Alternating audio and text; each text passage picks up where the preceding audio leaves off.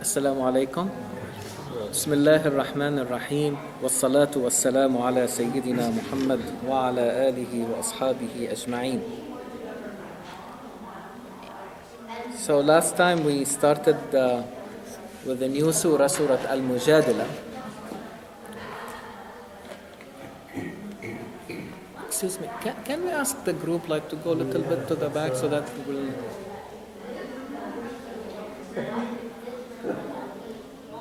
Excuse me. Well, you have to raise your... I'm going to go out. I'll go out. It has to be higher decibel.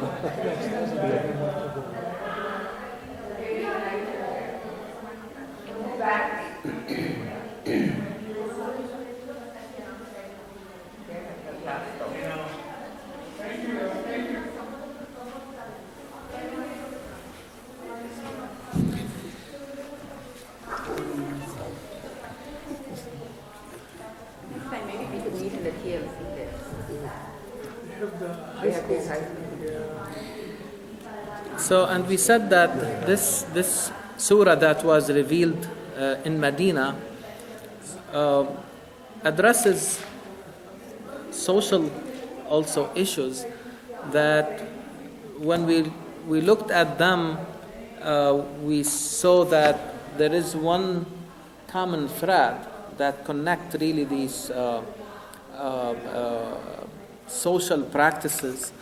And we said that, or we suggested, that a hypothesis that is this really the main objective or the axis of the surah to prevent the internal and external pretenses that lead to degradation, mistrust, and disruption of the solidarity of the new society in Medina. And today we are going to tackle the first topic that the surah, from where it takes also its title, Al-Mujadilah. Okay, and let me put you in the context of that incident that triggered really the revelation of the surah. And so there is this woman. Again, here I am using some of the narratives that surrounded really the revelation of these verses, and they look very consistent really with the narrative of Qur'an itself, and in this way no contradiction really. So that a woman, Qur'an doesn't say who is that woman. No name is basically used. But again, according to these different narratives, that this lady by the name Khawla, who is married to someone and they have children, in a moment of anger and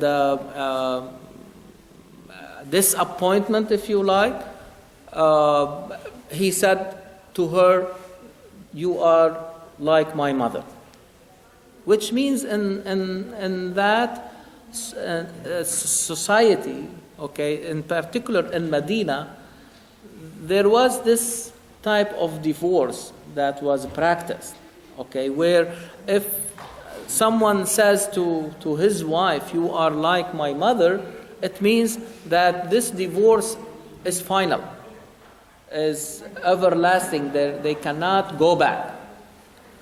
And this lady came to the Prophet, peace be upon him, and she is pleading to him that, "I love my husband. My husband loves me, and we have children.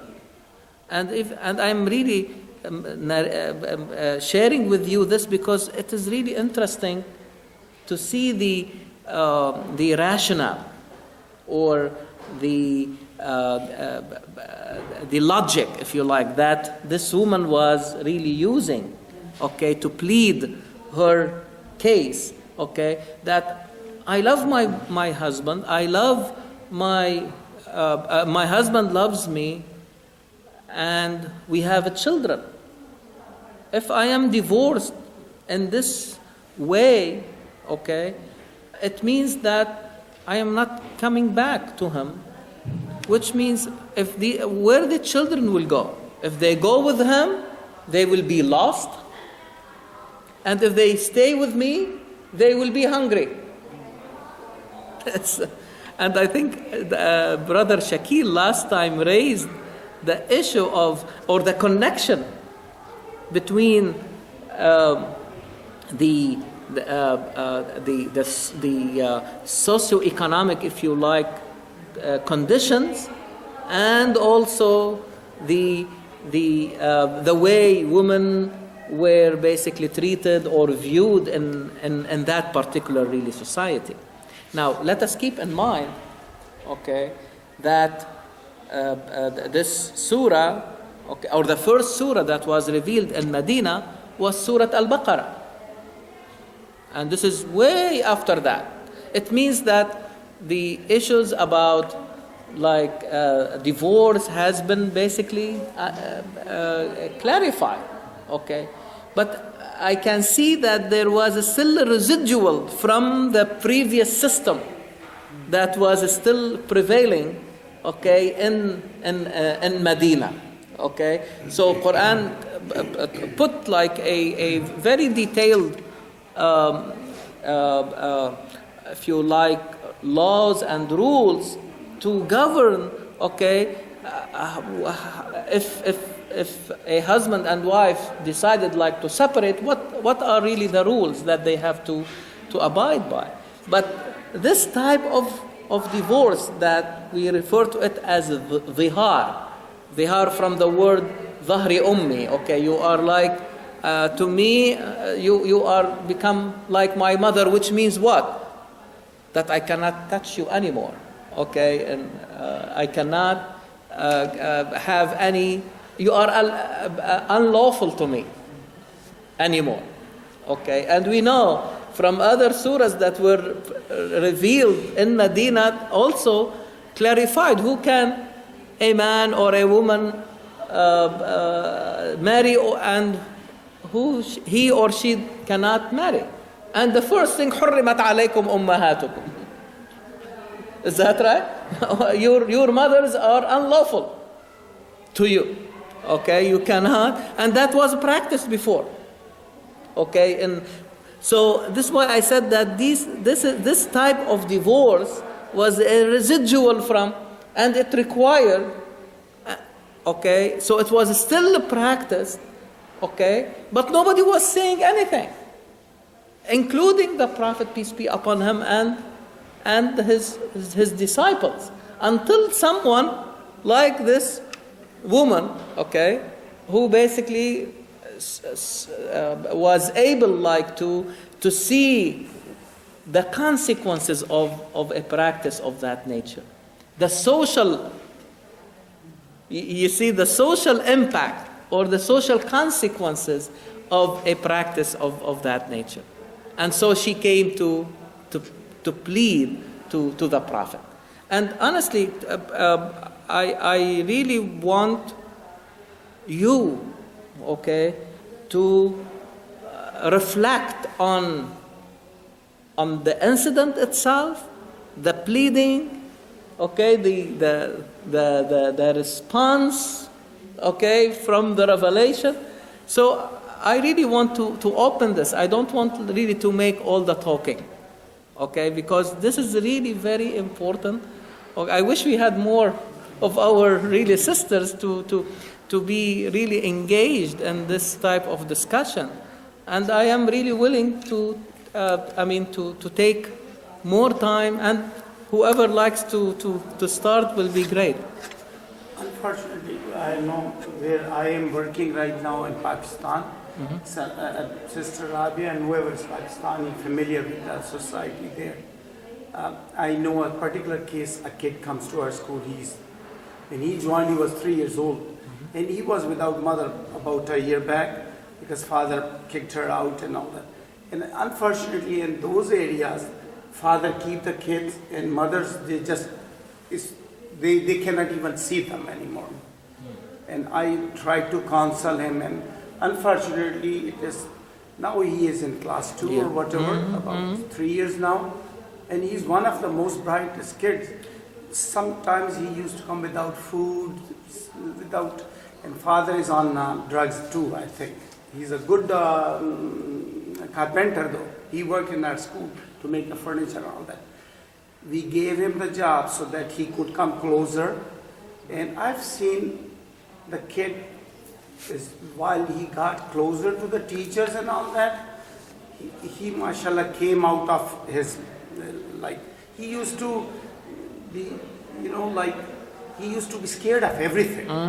Even if he had to go to the washroom, he would start crying that I feel like going to bathroom, but he used to tell me in his native language, though the national language is different, he did not know and now he can talk, mashallah. And last time I had an interaction, in the whole assembly he told the story of the black stallion, how he went to the forest in English, with the body language and all that, in class 1 or 2. So unfortunately, I see more grandmothers from paternal side holding the fingers of the kids, bringing to the school. Daughter-in-law cannot talk. And we made it for sure that every mother has to come with them. The grandmother would protest, no, we aren't in charge, and all. It's still there. And we think, like living here, you have Chekahul Muslims, and it's 98% Muslim societies. I don't want to talk. Sometimes Pakistani feel offended too, and we all feel offended from our. There is such a miserable life of the woman inside there. I don't know if really I would ask them to become emotional. Even for me, when I started school, they blamed me, he's Jewish. Second time they said it's Christian, they dropped the candies. Then they said he's Ismaili now. Fortunately, when God bless you and your school, the classes I attended, I share all the time with you too. I do the class every day. And I started taking parents inside. Now, mashallah, some of the Maulvis from the Maulanas, from Jaish Muhammad or all that, they come.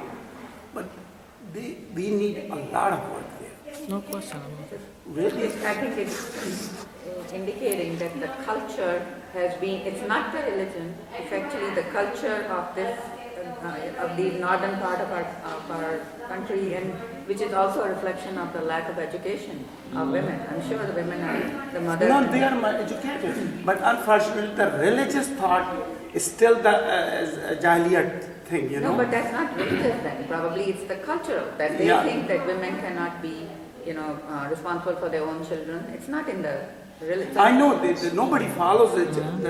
They just kiss the Qur'an and put it back So here. I think then this needs a major overhaul.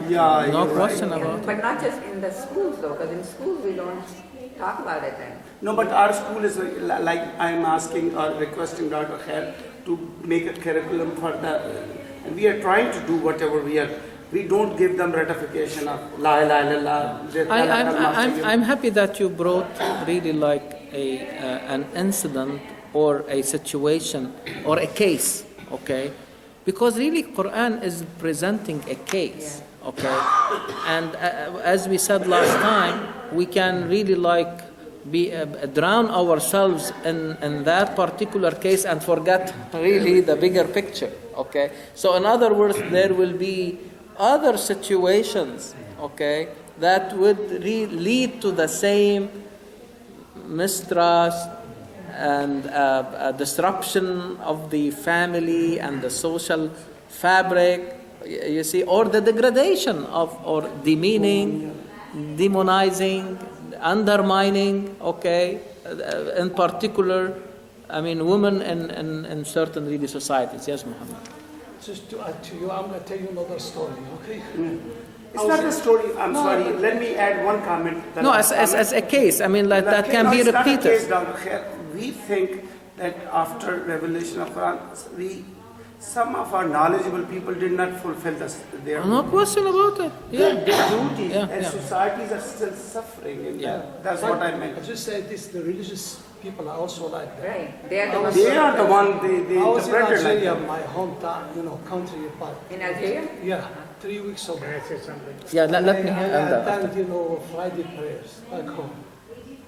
It happened to be that week was like the International Day of Women or something Yeah. like that, So the Imam, his first one he started, this is the khutbah. Alhamdulillah alladhi faddala rijal ala nisa. That's the way he started.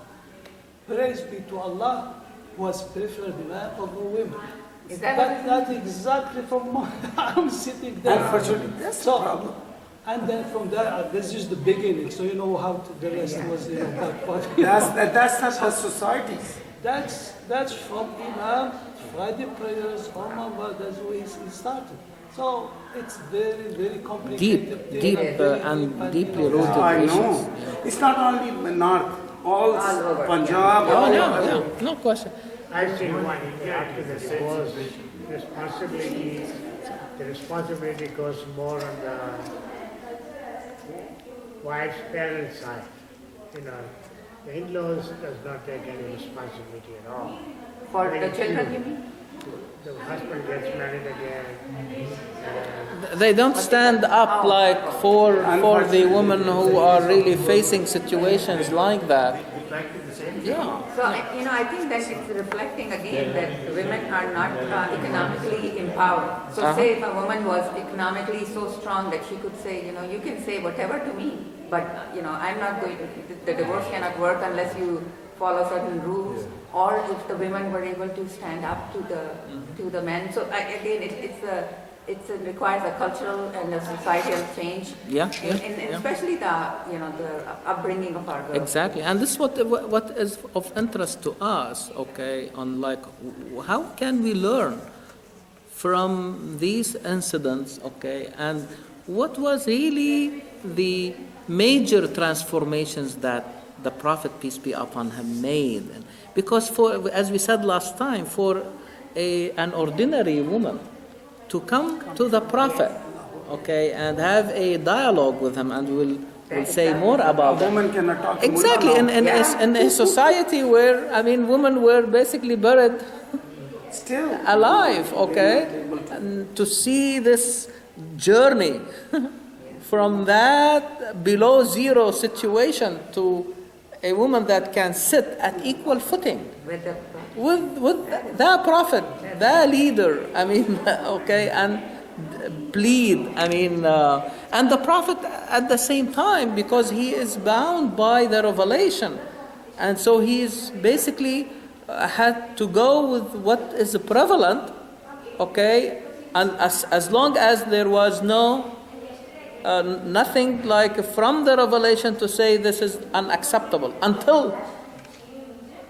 that. So it's the timing also. I think it is very important, okay, because Qur'an could have told the Prophet about it at the same time when Surah Al-Baqarah was revealed about the different forms of talaq and or divorce and everything, but it will be in the air, okay, like in the in vacuum. But now it comes down in response to a real situation, so people can understand the logic behind really the ruling. It's not just like a mechanical thing, do this or do that. And I want you to make a quick comment about something that probably in the future we can take the whole surah and discuss it. But I want you to look at Surah At-Talaq, which is in the same para of this surah. Okay, Surah At-Talaq starts by saying, يا أيها النبي إذا طلقتم النساء فطلقوهن لعدتهن وأحصوا العدة واتقوا الله ربكم لا تخرجوهن من بيوتهن. Don't kick them out from their houses. There, about the woman. The first thing you told us, he kicked her out. You see? And it is still prevalent. You know what happened? Instead of understanding the verse in this manner, it was understood that if a woman was divorced, she has to stay at home and not go out. You see? Qur'an is saying don't go out, don't kick them out. But they can go outside whenever they want. They have the freedom to do whatever they want. But they put it, okay, as a part of iddah. Meaning that you cannot leave because you are you see how the meaning was twisted? Oh my God. Yes. I never realized. No, I mean nobody knows about it. I mean, to be honest with you, لا تخرجوهن من بيوتهن ولا يخرجن إلا أن يأتين بفاحشة مبينة. If in a situation, So they are not harassed. so exactly, so they may be killed. Yeah. If they did something wrong and they stay at home, their life will be threatened. In this situation, they have to leave. You see? But don't force them to leave. And most of the problems, because if the woman stayed at home, okay, there will be more chance for reconciliation. Yeah. But if and what will happen to the kids? In every law, it is clear that, especially when the kids are young, they should be in the custody of the mother. And to practice it in this way, like to make it a spite or like to revenge again, so like a property, definitely is not acceptable. They treat them like a property of the father. And that is the point. I'm happy that you raised it. How to stop this type of degrading the woman to become an object that you can treat her like a merchandise. Today you are my wife. Tomorrow she is like his mother. You see, and I want you to keep this in mind, because the way to treat it, okay, has to do with this issue. The issue of looking at the woman like as an object. Yes, please. See, most societies around the world are patriarchal society, meaning that man earns the bread and the woman bakes it. If the roles are reversed, and there are smaller societies like that, where it's the woman that's earning the bread and the man is baking it, and there you will see the woman has a much more dominant role. Yeah. It all boils down to economic/financial emancipation. Absolutely. Who is earning the dough? Absolutely. Okay. If a woman is earning more money than the man, the woman says, "I'm not, just get the hell out of here." Yeah. As simple as that. When I was in medical school in Pakistan, we were doing a project in the community. And because I was in Aga Khan University, and this was our first class, and we were doing sort of different education. So we did this project where I wrote a research paper where we went to the women in the community. This was the Kachi Abadi, which means a slum where they don't have solid homes. The slums are made of tarp and all. So living in really poor conditions. And these women, we told them that we will give you this trade. So you can make cloth bags, like bags to carry stuff and all. And we were paying them like nominal amount, like really nothing much, but enough so that they were making some money every month. So we did one group of the women, we gave this project, and the other we didn't. And we looked at their, later on, like after 6 months, what was their authority and the only thing we asked for is, will you be allowed to send your daughters to school? That was the only question we asked. We didn't even ask for sons or any other thing. We just wanted an objective measure. And they told us, the one that were making this minimal sum of money, said we are now going to send our daughters to school because we tell our husbands we are making the money. We were amazed at this social. That's what happens all over, And but this really needs to be probably studied in a more systematic way. My observation, personal observation, one of the reasons why we see more divorce happening here in our own communities. Basically, because as you know, the rate has reached the rate in the general population here. So what made, I mean, because this is something, it's not No, that's the not- practice over there. But why women here will be willing? Because of, again, economic Exactly, independence. exactly. And they have If rights she is to- capable of being independent, okay, she would say, okay, you want to force me or to do this or that? No, but remember, I here can- the state will support the woman. Exactly. You can keep the children. But you before, keep half of your you are husband's right. money, But buy what they want. even, but even before that, okay, they become empowered by the fact that they can still do things on their own. Again, I am not saying that this is the only reason, but I think this underscores the connection between again, as when we discussed Surah An-Nur, we made this comment on more than one occasion, that these issues have to be addressed really at the same time because they are connected with each other. Okay, you cannot separate. Okay, I mean, like the spread of fahisha, okay, from the understanding the dynamics between men and women and the relationship between men and women. What is the balanced relationship? What will happen? How you can unite? And in the event they want to separate, what would be the least harmful way of because these things happen, but we need to do it in a way so that it does not, or it has the least social consequences, because nothing will be good totally, okay, but at least how we can really maintain the fabric of the family, the fabric of the larger really society. Muhammad, you want to say something? Yeah, I just want to say that, this woman here, she's arguing, not just living on the portal. Yep. So that's, one Yes. level higher. Higher than what Yeah. Very the good. right that, Islam has given to the woman. Exactly, To go and, exactly. Really, that's Yeah. it, I have the right. In case here, we have to talk about it. Yes. Yeah.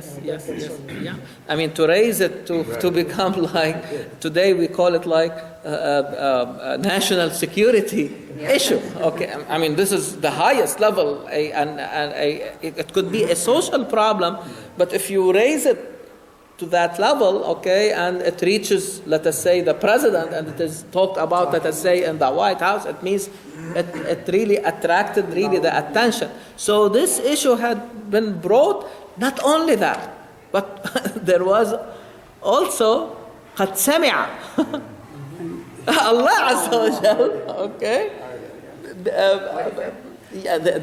the surah said قد سمع الله قول التي تجادلك. It's not only a dialogue between Muhammad sallallahu alaihi wasallam and that pleading lady, but Allah subhanahu wa ta'ala became part of that dialogue itself, of that discussion. He's the judge. You see, so you see how elevated. It's not elevated only to the level of Muhammad sallallahu alaihi wasallam, but elevated for the revelation really to be really involved. And this is huge in terms again of that transformation we were really talking about. And the reason it could be, the reason that Allah subhanahu wa ta'ala did not mention, I have no doubt in my mind that a specific woman came to because it says التي تجادلك في زوجها. I mean, there is a woman, but refer to her in the pronoun rather than by the noun. Why?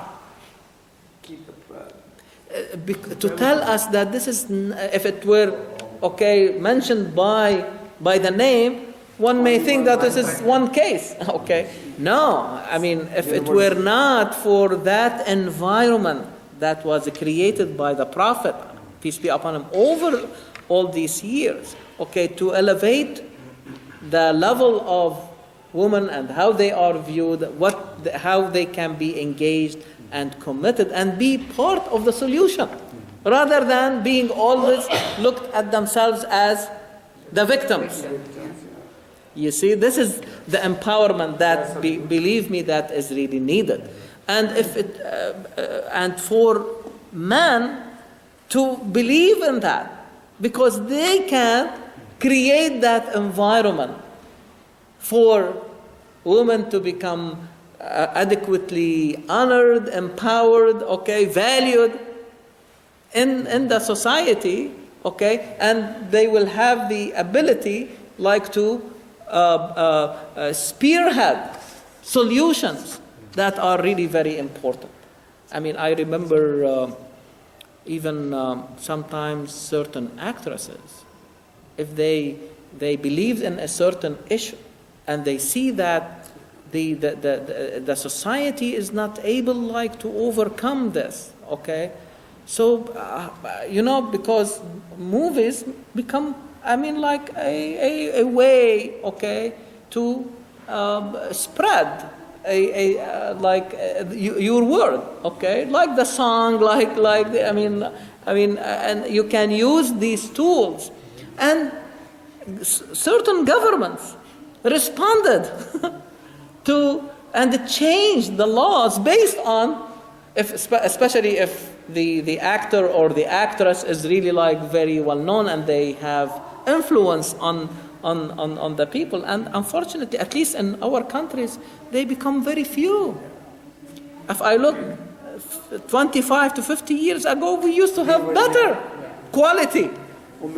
Because, and so they can plead on the side of women or any particular, group in society that have been the subject of demeaning or degradation or really like being treated unjustly. Yes, please. I will end up with one please. Sentence. Like unconsciously, whenever I quoted this surah with the first ayah, it helped me a lot because they talk a lot of religion there. Yes. As you know, this was a surah guided me. Whenever I talk about the rights of the woman, I used to tell that Prophet has given a liberty to a woman. She can raise the voice in front of the Prophet of Allah, and Allah heard her there. It was a very big icebreaker for me, really, when I was talking about the women's rights in those societies. Unfortunately, if we will not address those societies, living in these societies, and Muslims, we cannot portray the Quran too, because Quran has to be understood like the way I think. And back there, the population is more than we, and they come back on the international screen and they put Islam in a situation where unfortunately we are facing now. So we have to go back to those societies and work in that. And that's why when you in the international media, Islam and women is portrayed as the worst. This is the biggest women issue. Have no say, and they will say this. And that's the part of your religion. They'll ask me. They go, "How did your religion allow you to study? Your book says no." Things like that. Yes, I know, The portrayal is so bad that we need to change it at the grassroots level. Exactly. If we are going to make a difference. Exactly. I don't like some of the personalities, because like yesterday when Hasina Wajid was shaking hand movie, I liked it somehow. Yeah. At least a Muslim woman came to that level. She can stand up with the same status. It's a big power around in Asia. So empowering women, they will be none less than anybody else. And in other words, how we can really help our communities really to move from the petty and sometimes silly concerns, okay, into really more significant and important really issues and concerns, okay? I mean, an issue like that, okay, needs to be really the discussion in every circle. But not okay. However, there is like a few hairs that appeared like under the scarf, or really if a man shakes hand with a woman or something. I mean, this is what are we talking about? Where have we really descended? To what level? Okay, where the main issues that affecting the society, the families, I mean, these kids, okay? I mean, the way you described, I mean, that young boy, I mean, and the way the lady put it to the Prophet, okay? That, okay, if I leave them with him, they will be lost. He doesn't know how to raise, and he was, I mean, to the point that to say this to her, it means that his conduct was not good, to say the least. Okay? And if they stay with me, they will be hungry. What are my means? Okay? I mean, I cannot even afford really like to support them.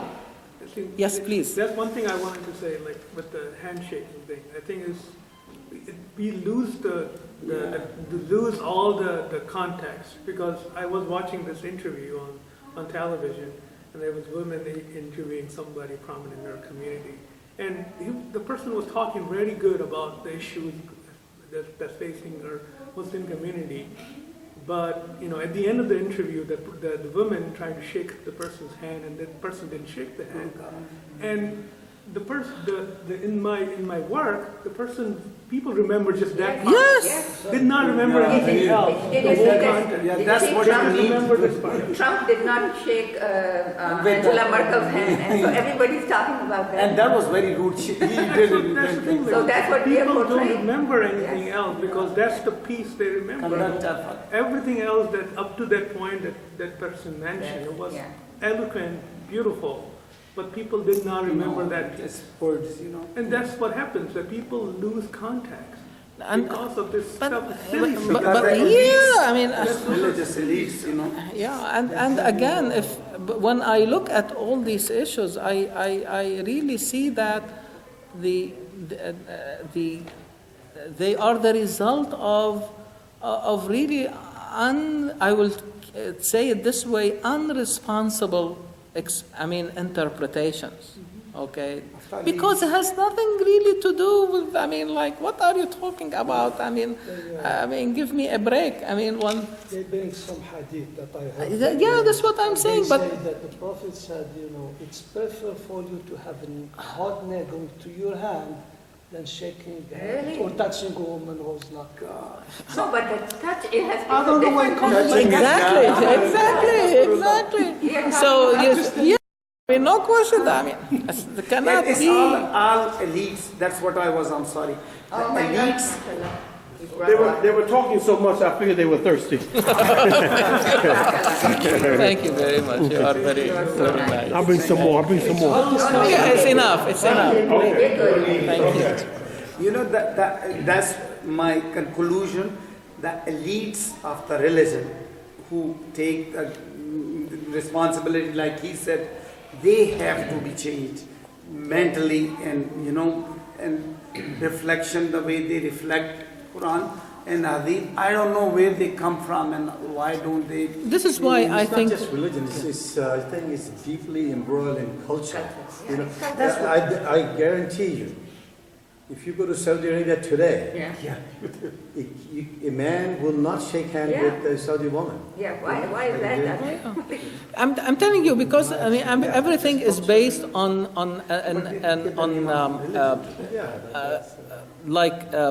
narratives that are taken out of context. Okay, there is no way that the Prophet, peace be upon him, will be like talking about it's very clear. Because they select what they want. Yes. Okay. There are really also narratives where a woman will take the Prophet from his hand, so that he will take care of an issue for her or something like that. So what are you talking about? Why to make a big fuss? Right. That is the main issue. Okay. And that's what dilutes the effect of the And you have religious seen me. Personally, how can I do these things? I do it in a way so that people feel comfortable. Okay. For example, if I am really invited like to a wedding, on purpose I will shake the hand of the bride. You're giving her your blessing. But really, because so that people will feel comfortable, like this is nothing about it. You see what I mean? So, again, how to move from these petty, insignificant issues and really start tackling what is really more important. And they make a big issue of No question this, about it. I mean, even in Khutab. Let me ask you, this is a tough question.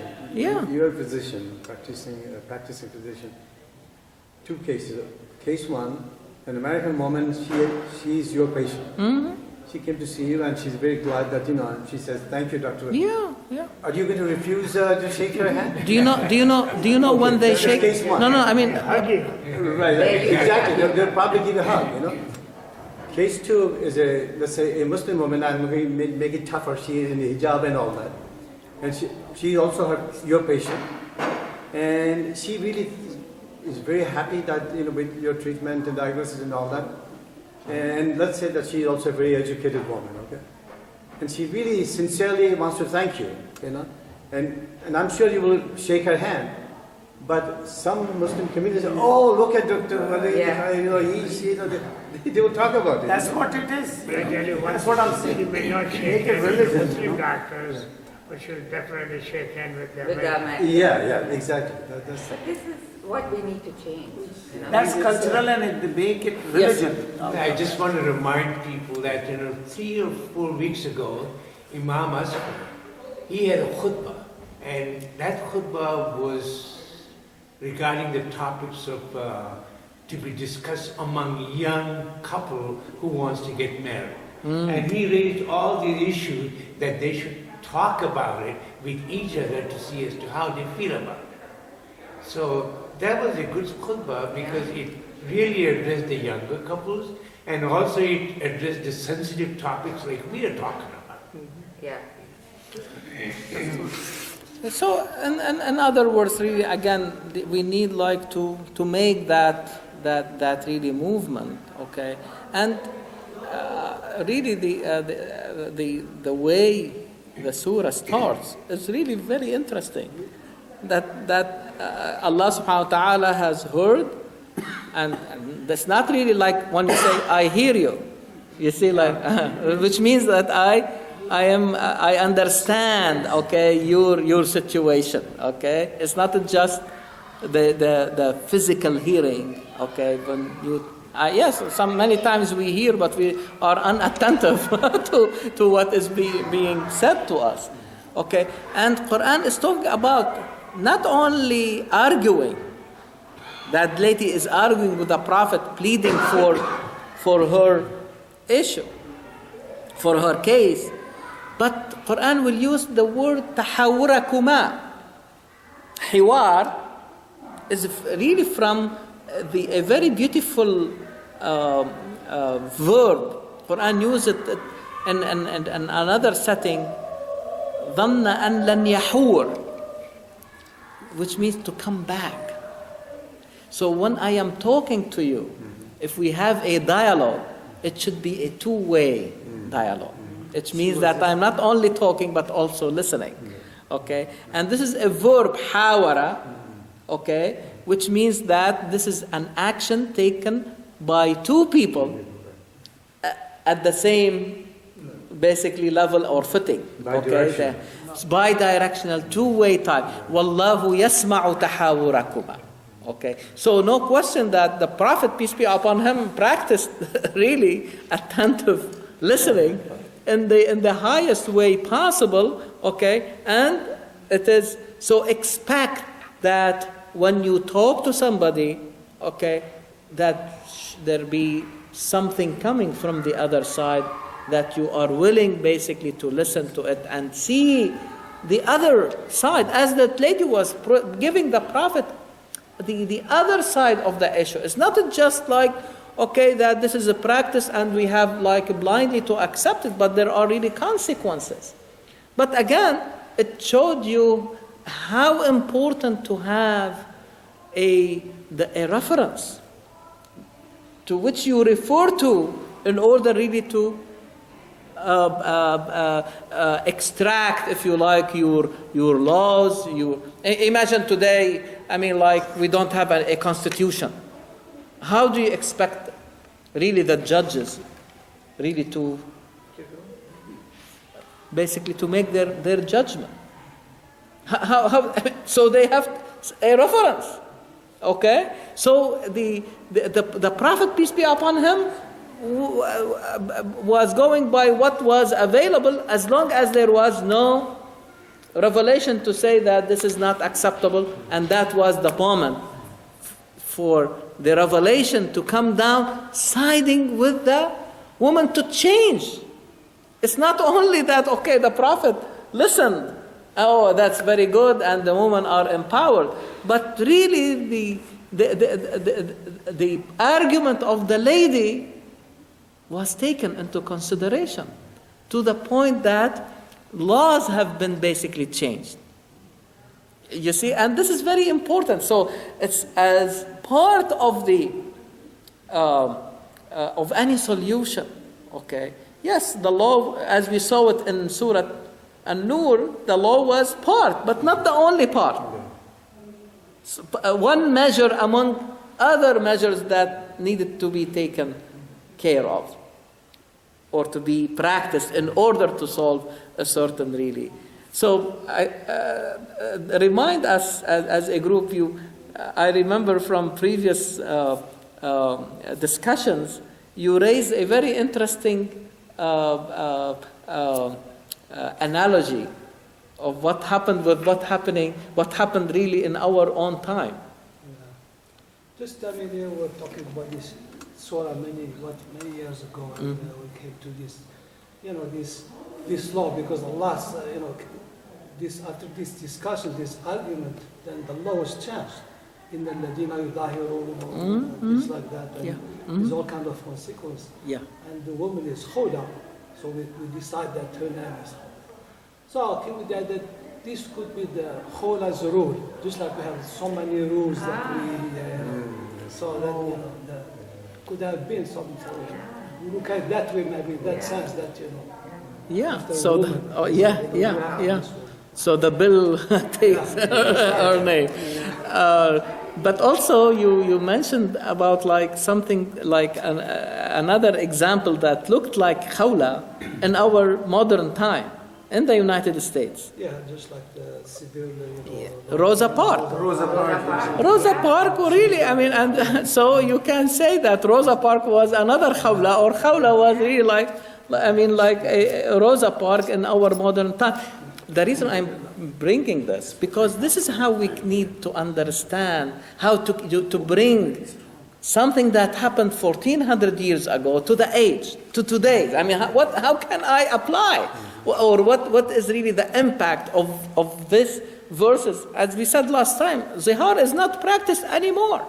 But why Qur'an kept it like to be, these verses to be recited till the day of judgment? It means it remains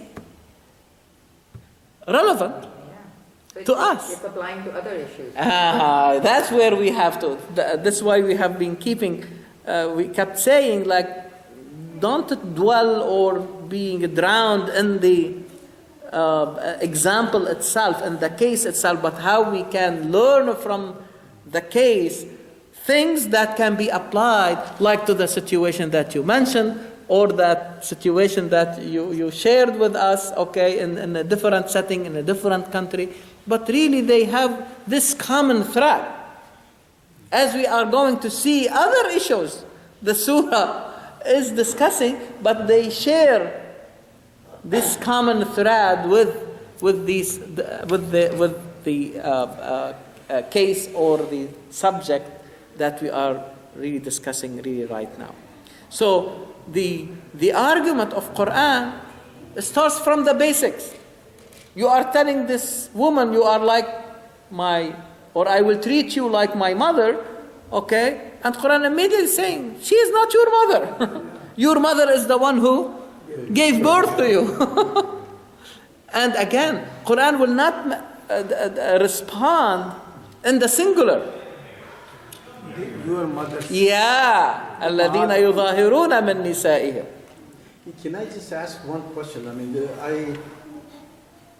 I'm not taking the other side, but I'm trying to see it from the other side. You know, when the custom was that the guy now treats his wife as mother, that's deferential. You know, there's respect because one treats his mother respectfully.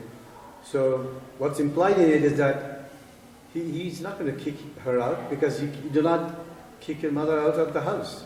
You know, is that what he meant? No, it was really like a permanent divorce, which means because it's good that you mentioned this, Brother Noor, because part of the argument that the lady used, that she was saying the Prophet, he did not mention talaq, divorce in the way, because again they as we said, Surah Al-Baqarah was revealed before that, so people were aware of the right way of a husband and woman to to be separated. Okay, but if it were a regular talaq, it means that there are consequences. Okay, where the kids will go, who is going to support the way they need to be supported, and so there will be responsibilities.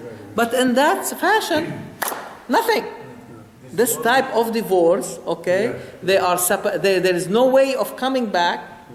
And she is saying, we have kids, I love my husband.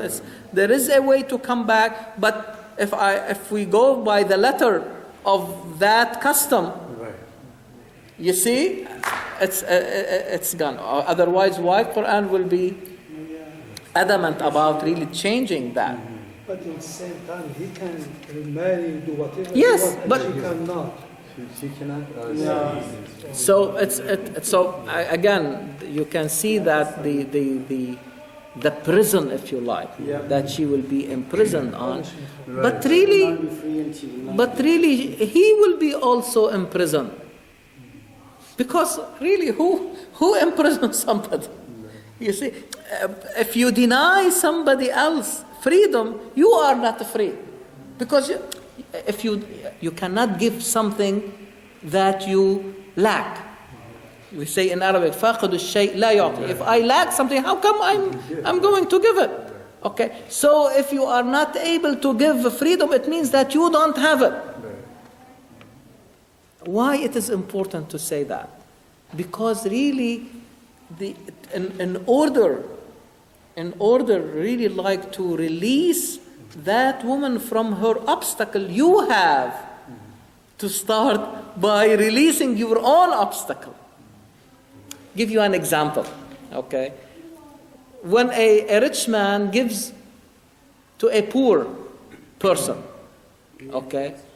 No question, it is easy to understand that the poverty was the prison for that individual, and you are trying to help. But at the same time, unless we understand that the wealth of the rich man is also his prison, needs really to be liberated from that, the obstacle of that individual will not go away. This is why Quran call it اقتحام العقبة فلا اقتحم العقبة وما أدراك ما العقبة فك رقبة. Quran is saying that the obstacle is not in the person who only under the bondage of slavery. Also the people on the outside who have their own freedom, they have not really like ascend their own obstacle. You see what Quran really put the onus, okay, or the al-aqaba is not on the person who is really facing the problem, but as if Quran is saying, you are contributing also to that problem if you don't do something about it. You are really need to relieve yourself from this prison, however it is in the form of wealth. And we see it now in the rules. What are the rules that Quran what are the steps? Or what is the atonement if that individual decided to go back to his wife, okay? What is the way to atone, kafara? How to amend his wrongdoing? Releasing one slave. What does that really mean? You see, I want you to see it is not a punishment, but it is more of rehabilitation. You see, I mean, so by freeing a slave, that individual will understand the value of freedom, because now he is practicing it. He is giving it to somebody else. So this is what you were doing. You were really denying someone who was your wife, the mother of your kids. You are putting her in under another form of slavery. She is not a slave by the conventional way, but she is even worse than a slave in that situation. So the atonement starts by saying, okay, you need. So in other words, even today, I mean, if a policeman tickets you for speeding, when you pay for that ticket, what do we call it? Fine. I ask you, how are you? You say fine. It's not fine at all. Is that right? My point is but I mean, think about it. I mean, but you see, these laws are not separated from how we think. This is what I want you to see, or what I really want to see myself also, to see what is really the higher idea that govern all these different laws or these punishments. So they become, because it is not that you want to revenge from that person, but you want really to teach him how to basically amend the situation by doing some type of service. And we use it. Yes. Is that right? The judge will say, okay, community service is your fine. Okay? So that, what is the objective? Is really to give back. That means, oh my God, I can. Then you become conscious of if you speed, you are really, for example, exposing others to danger. Okay, so the same way, okay,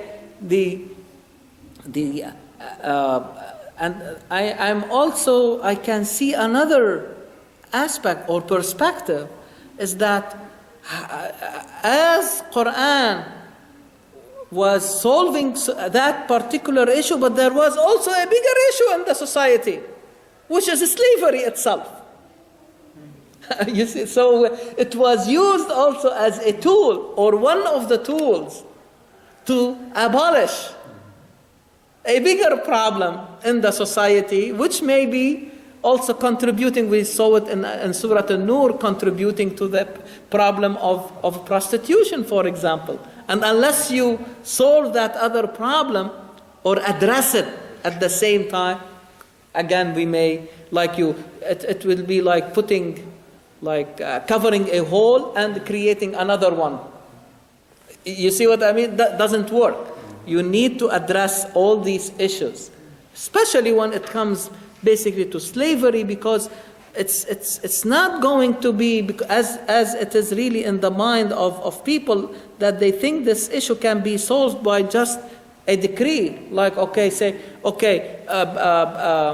slavery has to be abolished and it will be abolished. No. There is a lot of work that needs to be done, and it is your responsibility. Don't expect Allah subhanahu wa ta'ala to solve it for you. You need to solve it. Unless you make a change, I will not make that a change for you. إن الله لا يغير ما بقوم حتى يغيروا ما بأنفسهم. So there should be something that you need to do, and it becomes a tool to, and in the process, it is a tool in the process of reaching that vision of abolishing really slavery. But at the present time, there are, at the tactical level, these are the steps that really will stop and in other words, how you can make slavery in the minds of the people irrelevant. You see, I mean, so that's, and the way Qur'an presents is very beautiful. Read the next verse. فَمَنْ لَمْ يَجِدْ. Yeah, like that's what, it's a beautiful thing. Release yourself. You know, even if you cannot afford a slave, you have to work on your own self through. What is the meaning of yajid? فَلَمَنْ لَمْ يَجِدْ. When we say in Arabic wajada or yajidu, is like to find. Okay, find what? It could be like find the financial, ability, like to free a slave. But also it carries also the meaning you may not find a slave. What does that tell you? That is really the final outcome. As if Quran is saying slavery will be abolished, however you like it or not. You see what I mean? So Quran is really intercepting an outcome that was not even on the minds of people. What is the difference between being in a school? Is there a way? Oh, probably from there. What is the difference between a living and a school? No. Supposed to be a button somewhere. Is that? Oh, okay. So, Thank you. even 2 months of working on your own nafs, Yeah. Do this or work on yourself for next 2 months. Exactly. So siyam. Yes. What is the value? What is the rationale, or what is intended? Self-discipline, controlling your own desires. Remember that this individual said it at a time of anger, and we have learned that it's not only. When we discussed on so many occasions siyam, like during Ramadan or even outside Ramadan, is the idea is not only to control only the lower desires like hunger and thirst, but how to go to the higher level of controlling other desires, and bring them under control. The idea of لعلكم تتقون, what I'm going to avoid, like. 2 months is a long Yeah. Yes, and Very long. yes. So which is compatible with the exactly. So You have to be careful next time when you make So- a decision like that. Exactly. So in other words, as I want you to see it not a punishment in terms of revenging from that individual, but because you want this person to come back to society. And it's like when you do the same thing when you are treating your patients. Are you only making sure that their numbers are fine, or you want them to go back to school and go back to work and go back to their families and establish relationships, get married and everything? This is how I measure my success. It's not like just I'm saying, all my patients, their numbers are fine and they are back to normal. It's yes, but it's necessary to do that, but it's not sufficient. You want this individual to go back to become again a citizen. It's not just an individual, another number. You see, I'm using the word citizen, okay, because a citizen is not just a number, but somebody who is basically active in the society. You see, when we say citizenry, this is what we mean. It's not like, okay, just being an additional number or a group of people coming together, but they have no common interest, okay, or they are not working towards common goals, or they don't provide services to each other. It's not going to be a community. So the whole idea is to basically restore that role. Okay. Now, if that individual cannot make the siyam for, he's sick or something like that, so 60 people. Feed 60 people. Needy. You see, 60 needy people. Okay. Again, when you are paying, what does it really pay? Like to give out of yourself.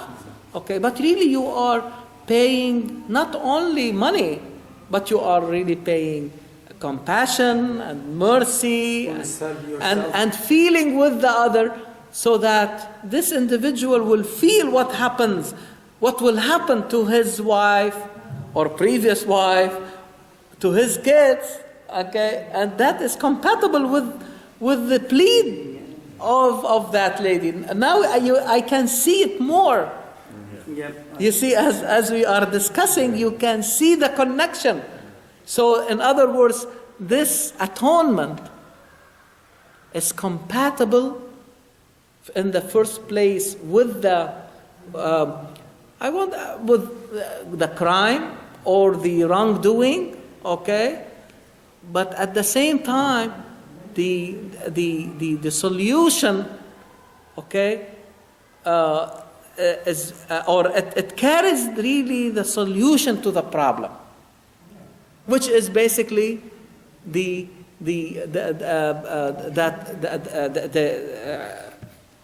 that person will realize that I cannot treat the person beside me, okay, as less. Let alone that individual is my beloved wife. And she was saying, I love my husband and my husband loves me.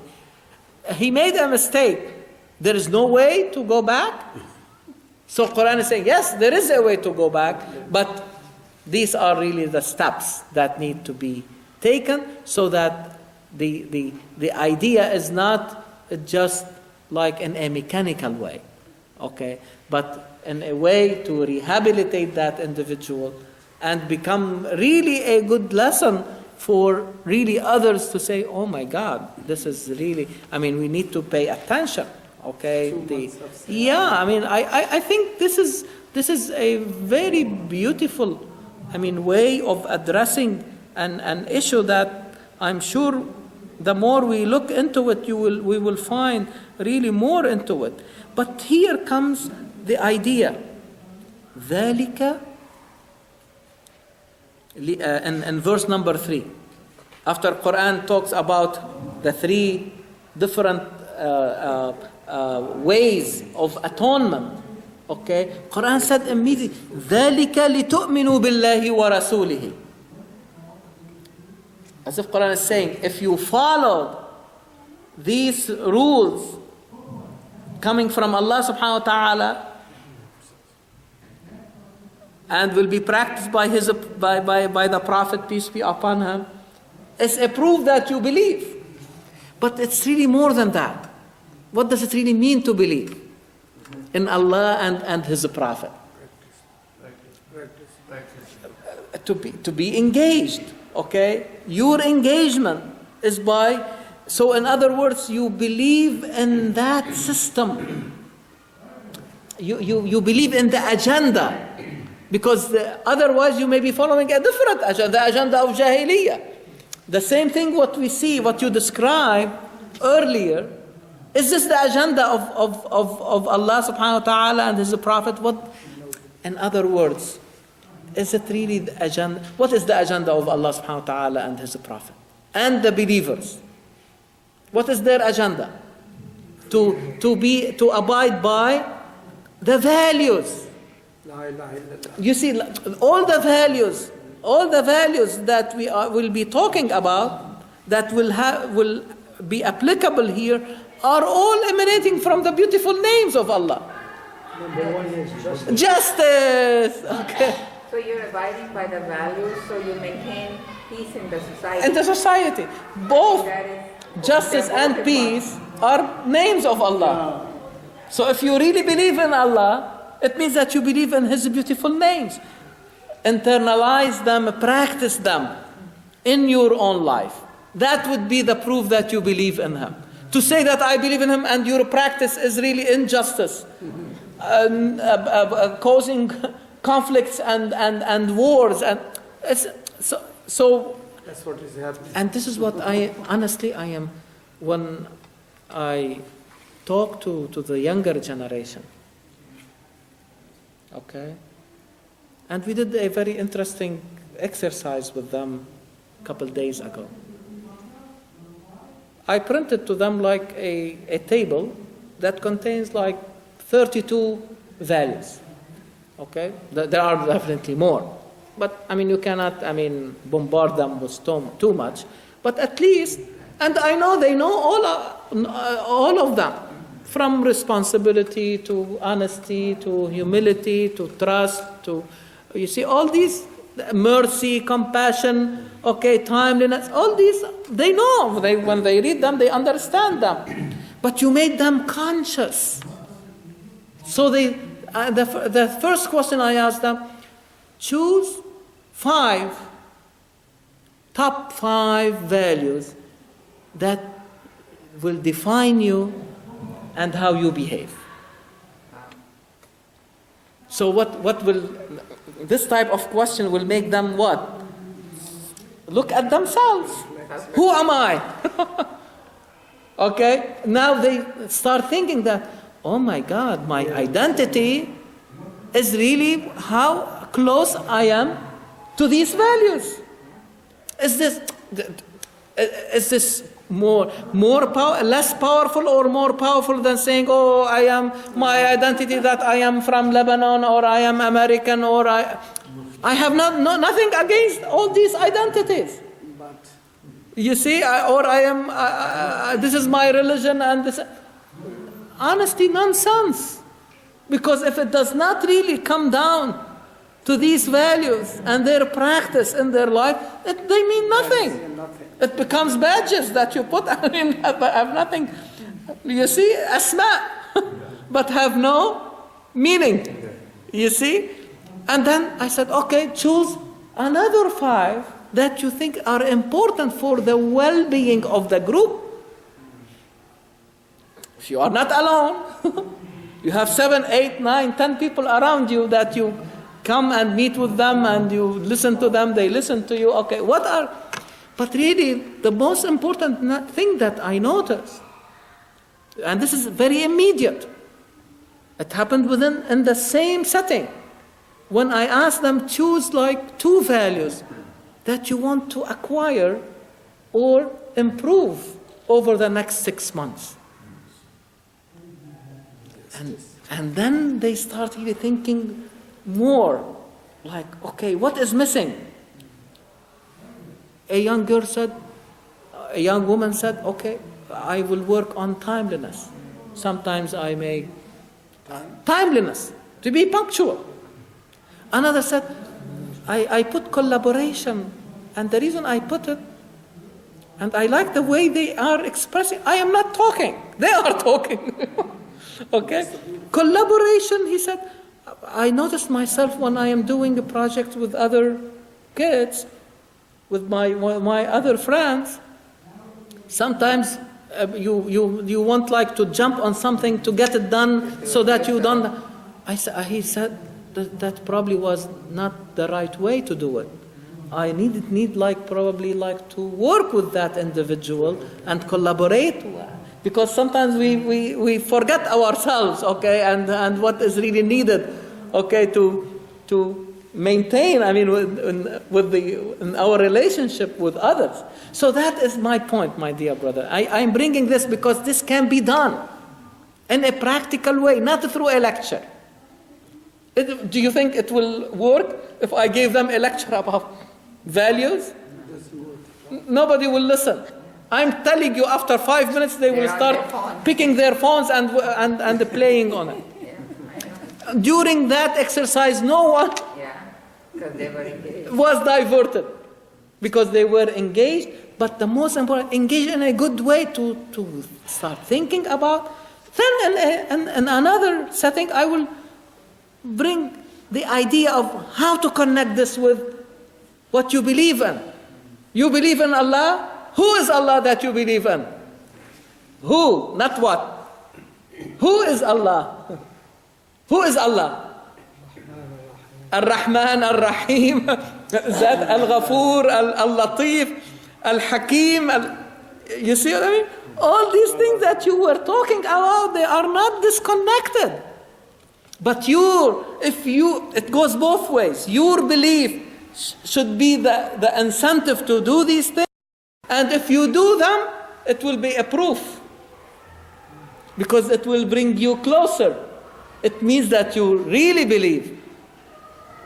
So I want these kids not only to say, oh, Allah is present and I am not an atheist. Is this the level that we want to reach? Or you want them to say, okay, I believe in Allah, it means I believe in justice and I will be engaged to establish it. I believe in Allah, the most merciful, and I want to practice mercy with my friends, with my siblings, with my parents, with my neighbors, with my animals, you see? And it becomes something, ذَلِكَ لِتُؤْمِنُوا بِاللَّهِ وَرَسُولِهِ.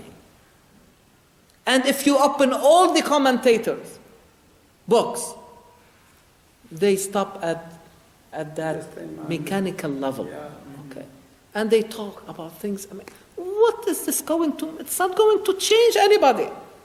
It's not changing. It's not changing. And this is why in the same verse, how it complete. وَتِلْكَ حُدُودُ اللَّهِ. These are the limits. What means what? Limits. Boundaries. Okay? Don't transgress. Okay? Because the judge may have sometimes the prerogative or the authority to do more. No. You cannot go beyond that. Keep yourself in these boundaries. This is the maximum you can do. وَتِلْكَ حُدُودُ اللَّهِ. Don't go beyond these limits. وَلِلْكَافِرِينَ عَذَابٌ أَلِيمٌ. Oh my God. So if those who basically reject, cover up, kafir is covering up, they will be punished. They will deserve the painful punishment. وَلِلْكَافِرِينَ, which means what? If we are talking about the agenda of Allah subhanahu wa ta'ala and His Prophet and the believers in both of them. Why I say this? Because Qur'an would say, okay, from where I got this meaning. Because وَمَنْ يَعْصِ اللَّهَ وَرَسُولَهُ وَيَتَّبِعْ غَيْرَ سَبِيلِ الْمُؤْمِنِينَ. Not only they disobeyed Allah and His Prophet and they go against the pathway of the believers, which means that the believers are on the side, following the agenda, the same agenda. You see, what would be the opposite? If I'm not following this, I may fall. There's a threat here.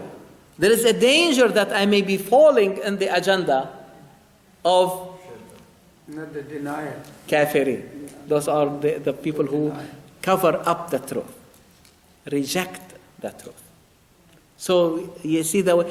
And after that, the next two verses, I want you to look at them as a link. As a link between the topic that we were discussing today and the topic that we will be discussing next time.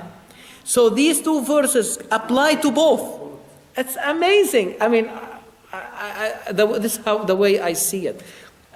they are applicable to the thing that we were discussing today, but also they carry the germ for another topic that Quran will be talking about, to make the connection. The flow will be very smooth. So you will not see it as if like a line of separation. So you start thinking, what is the thread that will connect these two issues together?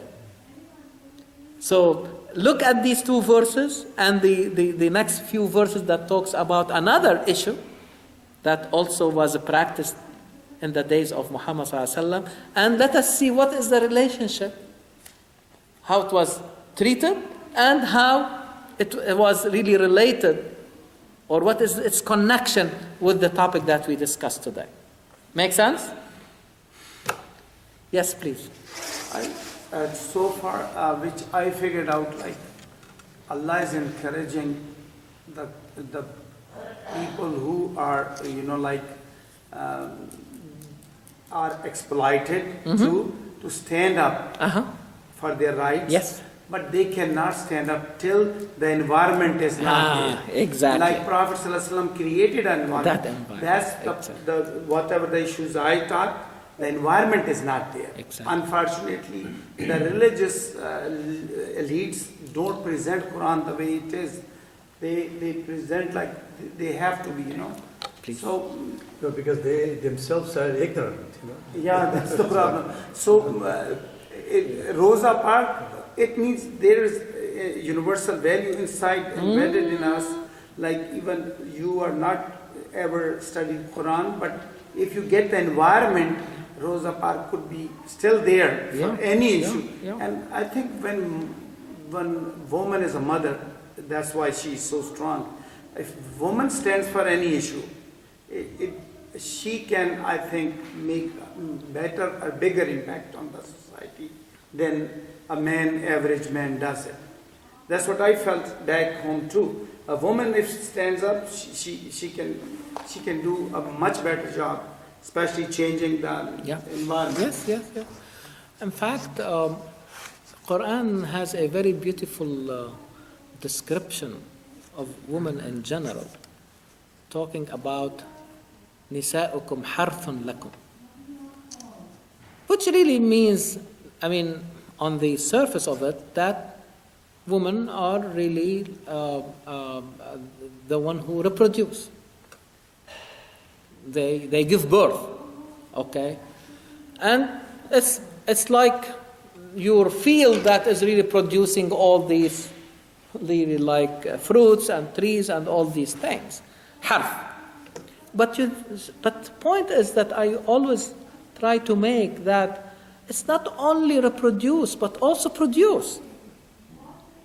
It's not only the ability to reproduce, but the ability to produce in other.